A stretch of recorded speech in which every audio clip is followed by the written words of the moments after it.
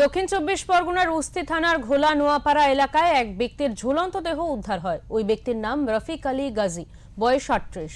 পরিবারের অভিযোগ, এসআইআর এর আতঙ্কে আত্মহত্যা করেছে রফিক। রফিকের পরিবারের পক্ষ থেকে ভারতের নির্বাচন কমিশনার এবং রাজ্য নির্বাচন কমিশনারের বিরুদ্ধে উস্তি থানাতে এফআইআর করা হয়েছে।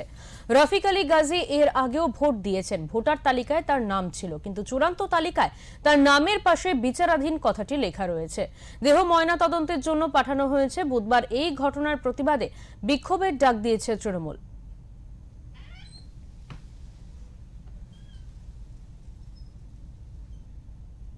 কমিশনার আর নির্যাতন কমিশনারে পরিণত হয়েছে।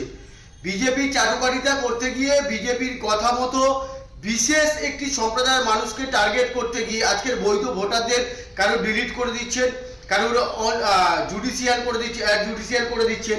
তো এইভাবে বৈধ ভোটারদের নাম বাদ দিচ্ছেন। আমরা দেখলাম এসআইআর প্রাথমিক পর্যায়ে প্রায় আমাদের 61 জন সহনাগরিককে হারিয়েছি।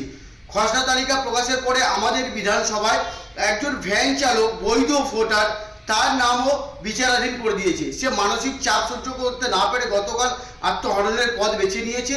তো আমাদের প্রিয় সাংসদ অভিষেক বন্দ্যোপাধ্যায় খবর পাওয়ার পর থেকে আমাদের কোঅর্ডিনেটর শামীম আহমেদের সঙ্গে যোগাযোগ করছেন।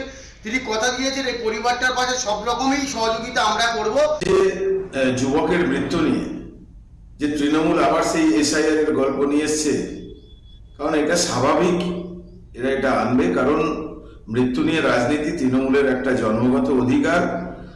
আর অ্যাকচুয়ালি এখন এরা এই এসআইআরেই এদের মৃত্যুটা হয়ে গেছে, তাই মৃত্যু দেখলেই ওরা সেই এসআইআর কে স্মরণ করছে আর সেই মৃত্যুটাকে এসআইআর মৃত্যু বলে আজকে চালানোর চেষ্টা করছে।